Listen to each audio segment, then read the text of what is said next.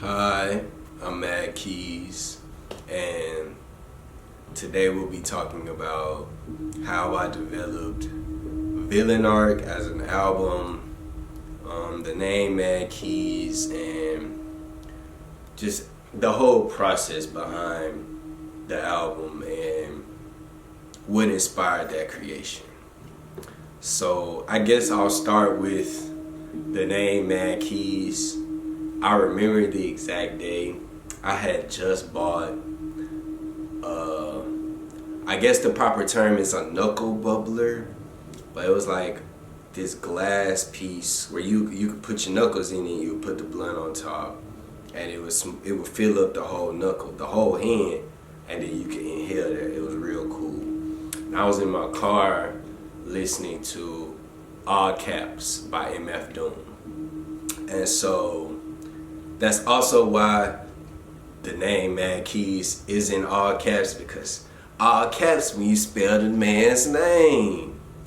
And I wanted to come up with a name that could represent all of my selves, and I use that in plural because there's multiple facets that I want to be in and that I can't be in. Like, I'm not just highly energetic and turn all the time. Sometimes I feel sad, sometimes I feel lonely, sometimes I want to be in love, those type of things. And I wanted my music to represent that. And I was just thinking, and I started thinking about like how a lot of popular artists have a brand.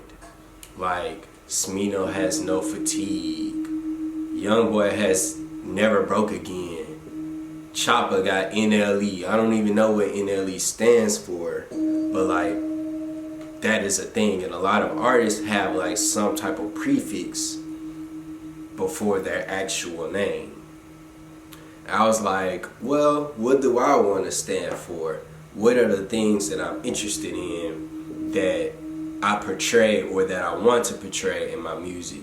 And for me personally, I wanted to stand for like being an example that you can make your life the way you want it to be, however that looks for you. For me personally, I want to wake up whenever I want to, choose what I want to do for the day. If I want to go to the gym or go on a hike or go on a random adventure to another country, then I can do that. If I want to spend the whole day locked in the studio making some portraits or making a song or designing some clothes, I can do that. Just having the freedom of choice to be able to make my life how I want to. And fairly, I can say that I'm living like a small version of my dream life right now. Like, I can say I get up, if I want to design some clothes, I'm going to design some clothes. If I want to make some music, I'm going to make some music. Y'all know that. I make a song almost every day, or I'm going to make a beat almost every day. Just being able to participate in things that fulfill me emotionally, mentally, and spiritually. Like, spirituality as a whole is a big part of not what I'm trying to push, but who I am. Like, that's just been me my entire life. And I felt like MADD was a great way to represent that, to push that forward. Because MADD with 2 D's stands for Making a Dreamy Day. And just like I said, it's like whatever your day looks like in your dreams, or just being in a life that is fulfilling of your dreams. And that's really just it. I just had a random epiphany when I was high as hell in the car. You see me, I'm looking at this computer because I have stuff that I want to get to. So yeah, MADD stands for Making a Dreamy Day, or it should be Making a Dreamy Day. Just being a living example of creating the life that you desire, however that looks for you. And I was going to create this whole album where it would be like, it was going to be like the Mad Keys album. I think I was going to call it Mad Villainy, also inspired by MF Doom with Mad Villain, but it would be 2 Ds, you know. It was going to be describing like from the age of 12 to now, when like everything that I went through, uncovering my traumas, healing from that, my family patterns, different habits that I had, and the way that I reprogrammed my subconscious. Like, I just really wanted to be a better person, and I wanted to give a blueprint to other people so that they could be a better person in their own lives. Not saying like, oh, you need to do this and you need to do that, but more like just having a good moral compass, not being your own enemy anymore, and just going through life in a healthier manner. Because I can say I was riddled with insecurities. I still working through a lot of insecurities, even like within my own confidence as a musician. Like, is my music good enough for me to make it, or do I need to just choose something else? And a lot of people end up settling in life. I don't want to settle in life. So again, I was going to create a whole album surrounding those ideas. But then I ended up going through a very hard time that I really just don't feel comfortable speaking about on camera, but just learning how to be by myself again, releasing codependency. And I went through what is called an isolation period. I call it hermit mode. They're kind of the same thing, spiritually speaking. But it was just me and my dog. It was me and Kobe. We thugging it out, taking on challenges day by day, figuring out life and figuring out the way forward. And as I kept making music, as I kept developing this album, everybody around me was like, well, why aren't you turning anymore? Why isn't Key got all this turn up music? Where's the mosh pit music? Where's the music that's gonna give me hype? And in my mind, in myself, I'm like, well, that doesn't really represent me anymore. That doesn't represent who I am trying to become, because I am more than that. I'm more expressive than that. And it brought up the question for me is like, well, how do I express my emotions in my music? How do I express my emotions in my relationships and my connections? And I realized that I really don't.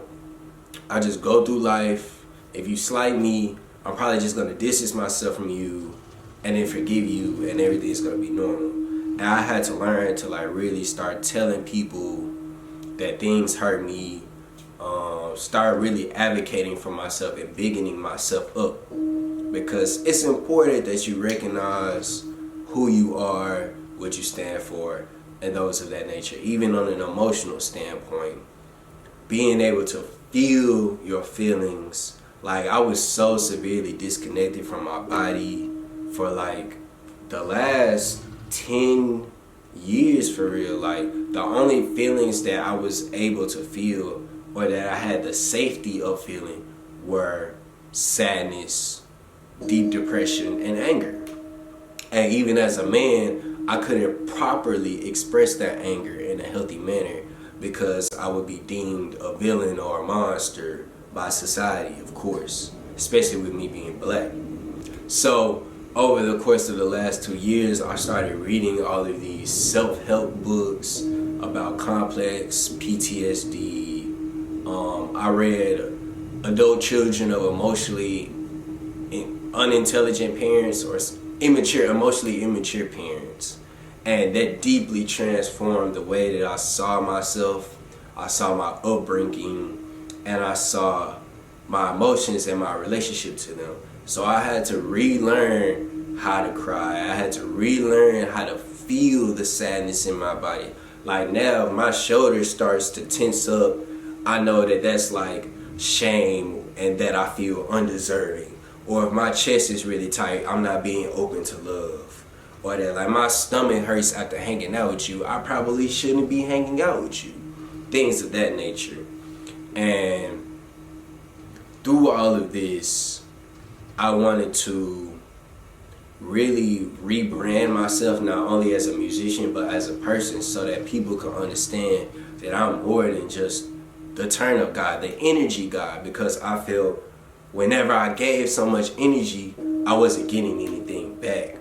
Like, people would tell me all the time, bro, I love your energy. I love your energy. They would spend so much time with me, but never give any energy back to me. They were energy vampires. I would feel so depleted by everybody because I'm the driving force behind everything. I had to start everything. I had to get people in the mood for stuff, and I just felt like I didn't want to be that person for everybody anymore. I needed to be that person for me, because anytime I needed energy and I had my hand out, who was there? Yeah, kind words and, oh, you're gonna get better, or it's gonna turn out fine, it's good and all, but sometimes people really need help. People need somebody to be there to pick you back up and not necessarily lead you, but show you that life can be different. And through this, I still succumbed to the voices, and I started to make villain art as a way to distract myself from my feelings, and it sort of became like therapy for me. It was like a way of me constructing a new being, a new person. Through the process of creating villain art, I just wanted to be somebody else and show my versatility and my range in expression. That's why there's like a dance song on villain art. I love dancing. There's twerk songs. I love going to a party and getting twerked on. I'm just being real. Like, shawty come through with a fatty. She looking good, I'm looking good. May I have this dance with you? You feel me? I like beautiful women, so of course I'm gonna make music that beautiful women can listen to. But then I also have like a lot of anger, so I'm gonna have those songs like She Shiesty or Goblin Mode or The Dead Can't Come Back or Off the Leash, to show that, wow, you no longer have access to me, and I'm not finna give you the benefit of the doubt anymore. I'm still angry. Like, I forgive you, but I still have these feelings residing in me, and I needed a way to get that out. And it became like a way for me to try to make commercial music, especially with the Memphis sound booming and growing, with artists like Duke Deuce, Glorilla, Key Glock, all of the Ayoze, shout out to him. There's just a lot of artists out there, and the sound is being taken by the whole industry. So I'm like, okay, I can hone this Memphis sound and really show folks how to do it for real. Like the Memphis groove, the instrumentals that we use, or more so the sound selection that we use, and make an album that could combine both my spiritual identity with commercial music. Being able to have all of these healing frequencies and the intention of targeting your chakras with a twerk song. Not many people have that type of intention in their music. It's just a lot of gimmicks, really. And I like to have fun. I felt like I was taking my life so serious at the time. I needed a way to have fun in my creativity, have fun in my life, and be more vibrant, be more lively, instead of just being like, I can out rap you, I can rap circles, rapid rap, lyric, comedic, spiritual. I ain't want to do that. I wanted to really create a body of work that you could throw on a playlist and it would be good for any situation. So yeah, I could still get it turn up anytime. And with this deluxe, I wanted to be able to again hone that commercial sound while still being true to my artistry and not compromising that. Really writing songs that people could feel and relate to, while also channeling myself, channeling who I want to be and who I truly am, the parts of myself that I really don't get to show, that I really don't get to share with the world. due to either imposter syndrome, fear, shame, or just any trauma where I was myself and they pushed me down for it. Like, a lot of people will really come into your life, see the greatness that you are, see your potential, see your light, and try to push you down, compress you, make you so small just so they could put you in their pocket for later. And I'm not your grandmama's spaghetti. I'm not your mama's whatever favorite dish, insert here. You cannot save me for later. You just can't. I'm not gonna allow it no more. And that was villain art for me. Like, just making something people could feel in their body, in their mind, in their spirit. And like, if you were depressed like I was, that'd be a great album for you to make your triumphant comeback and whatnot. So on the deluxe, you're going to hear the song Mad Villainy, which was the first song that I created for what would have been the original album. It was going to be the first song under the moniker Mad Keys, and it was created in 2021. It is 2024.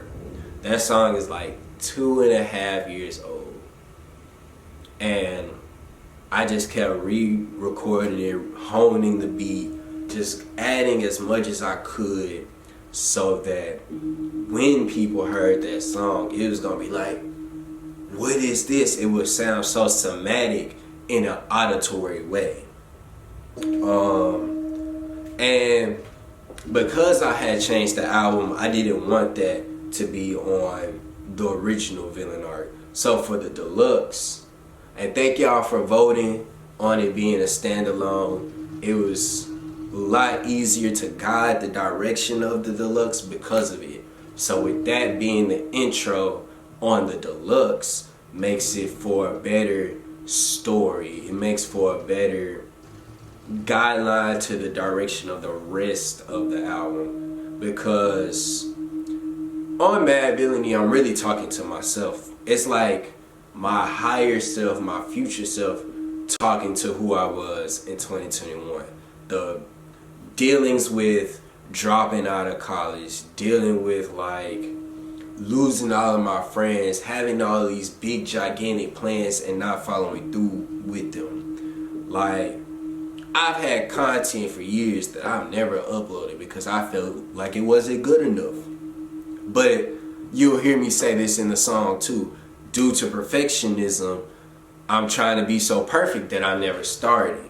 When in actuality, the faster you start, the better you can get. Like, if I didn't make the videos last year, I wouldn't be making this video right now. It's just a really good song, and it's a deep reflection of who I was and who I was trying to become. And there's like a lot of different Easter eggs that can be gathered, both on an emotional level and a spiritual level in that song. Alright, so let's talk about the Villain Art Deluxe. The Deluxe is like the evolution of Major Key's sound with the balance of the versatility that Mad Keys has. So Villain Art is the sequel to The Mask being how I realized how I was masking in my day-to-day life, hiding my true self from everybody around me out of fear of judgment, shame, guilt, and all the sorts. So the mask comes off, and as you stop people pleasing, as you stop all these bad habits to where people take advantage of you, you enter the villain arc where everybody's angry at you. You lose all these deep connections that you had for years because people can no longer take advantage of you. And so that's what villain arc really is. And with this deluxe, it's like a step up towards really becoming who I want to be, really showing off the multifacets of my creativity. Like, there's boom bap on there, there's horrorcore on there, there's like electronic synth wave type of hip hop on there. Then of course, you know, you got your trap music, you got your turn up, you got your high energy music. But the content, the lyrics are much deeper and more vulnerable as far as like, what am I thinking? What are the emotions that I want to convey? How do I want you as the audience to feel? And I want you to come out of the Villain Arc Deluxe a different person as far as the way that you navigate the self. Just making better decisions on how you express yourself. Do people really deserve the depth that you have within you? Do people really deserve to see the fullness that you are? What did they do to earn such a connection with you? Because you should treat yourself as you're sacred. Just because he looks good, has a lot of money, or she looks good and got a fat ass, does not mean that they deserve to have such a deep and fulfilling connection with you while you're not receiving anything from it. Even on a friendship level, just being around people that want to see you grow, that want to see you change, that push you to be more mature in your actions and in your decisions, and don't enable you to self-destruct. People that you can plan your future with, and they see you in their future. You're actually advocating for each other and of the such.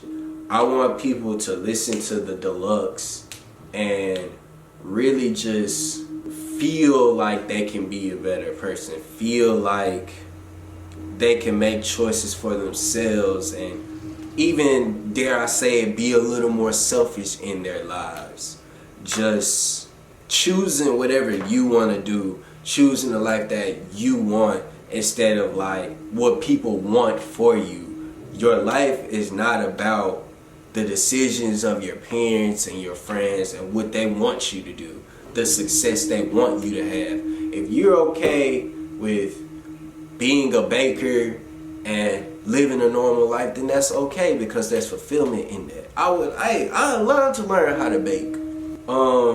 Like, your success is defined by you, and you don't have to live up to everybody's expectations. You don't have to live up to your own expectations, because you should show yourself grace. You're human, and you're going to continue to make mistakes. You're going to continue to grow, and you're going to continue to prosper as long as you're always striving for it. Like for me, my biggest fear is failure, but I come to the realization I only fail if I give up. Like, I might not be famous today, I might not be famous tomorrow, I might not be successful today, I might not be successful tomorrow. But as long as I keep working at it, as long as I keep going, I will never fail. The only thing that's gonna cause me to fail is if I die today, right now.